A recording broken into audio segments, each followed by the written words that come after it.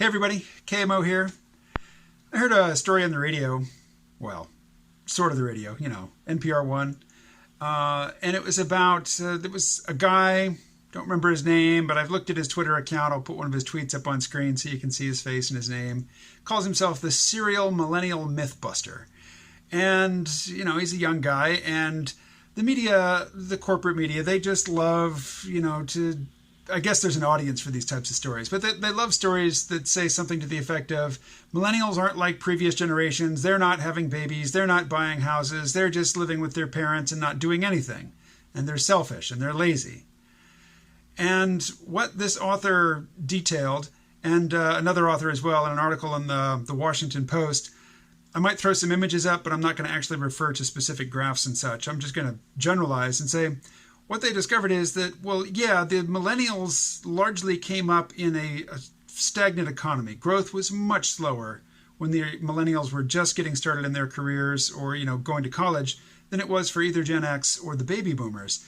And entering the job market and starting your career in a time of slow economic growth really sets you back compared to generations that came up in a time of, high growth. And so another important characteristic of millennials is that there's really two groups of millennials that are experiencing very different fates. And that is largely because the job market now is a skill-biased workplace, whereby people with technical skills and people with the right education get paid a lot of money and everybody else gets paid shit. And so the two groups of millennials are both hitting major life mile markers later, but for different reasons. So they're living at home longer, they're getting married later, they're having kids later, and they are buying homes later, and to a lesser degree. And for the millennials who went to college and who are making good money and whose prospects are good, provided they got a real college degree, they have huge student debt.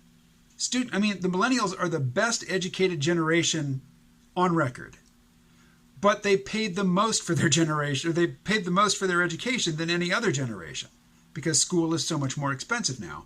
So they have huge student loans to pay back. Well, I did an interview for my subscriber-only podcast a couple weeks back, and he was telling me that, he moved to Baltimore, Maryland so he could get a cheap mortgage. But he is college educated, but he says that, the minimum payment on his student debts each month is about $100 less than his mortgage. It's like he's buying two houses, but one of them is his education.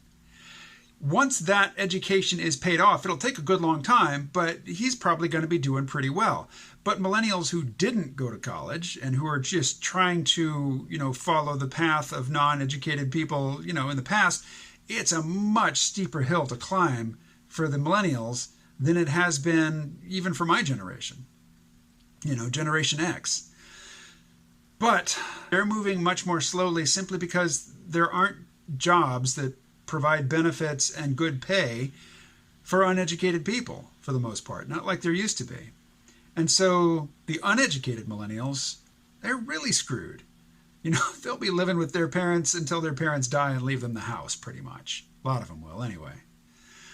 When it comes to having kids, this is kind of the idiocracy syndrome, but if you went to school and then you have a big student loan debt to pay off, you just don't feel financially secure. But, because you are the type of person to go to school and pay your debts and whatnot, you're a responsible sort of person. You're going to actually think about when to have kids rather than, gosh, we don't have a rubber, but I'm really horny, let's go. So, financially speaking, the more responsible ones it's going to be later in life before they feel secure enough to have a kid. Whereas, like the millennials I know around here, let me tell you, the guy who was living next door to me, dealing heroin out of this very public building, he's in his 20s and he's got children by 3 different women. Not married to any of them, not in current relationships with any of them. There's nothing I can say about that is positive and non-judgmental, so I'll just stop. But he's definitely, representative of the non-college bound, will never have any significant interaction with the really glamorous, high-flying portion of the high-tech economy, dealing heroin in his 20s is probably going to be the highlight of his financial career. And he's a father of 3 and counting. You know, I have no reason to believe that he's suddenly gotten wise to birth control or self-control or thinking about the future.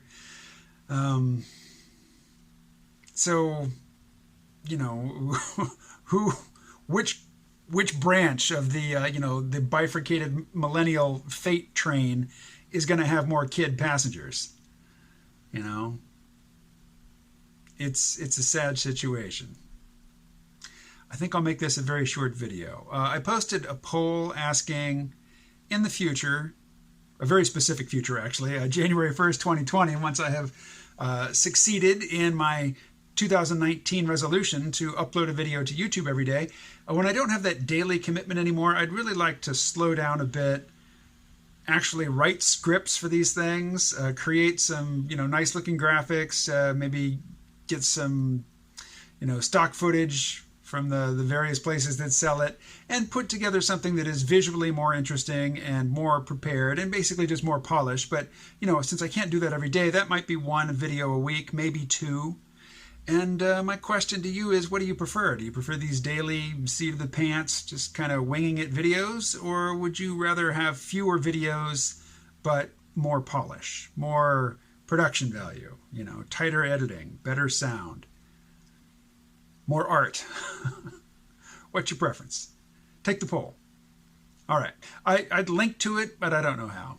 I don't know how to find it. I don't even know how you see it. I never see polls on YouTube. Never. I don't think I've ever taken one. But, when I'm on the Creator Studio beta version, it gives me the option of creating polls, and I do, and people encounter them somewhere because people vote in them. Anyway, if you find that poll, let me know what you prefer. I will talk to you again tomorrow.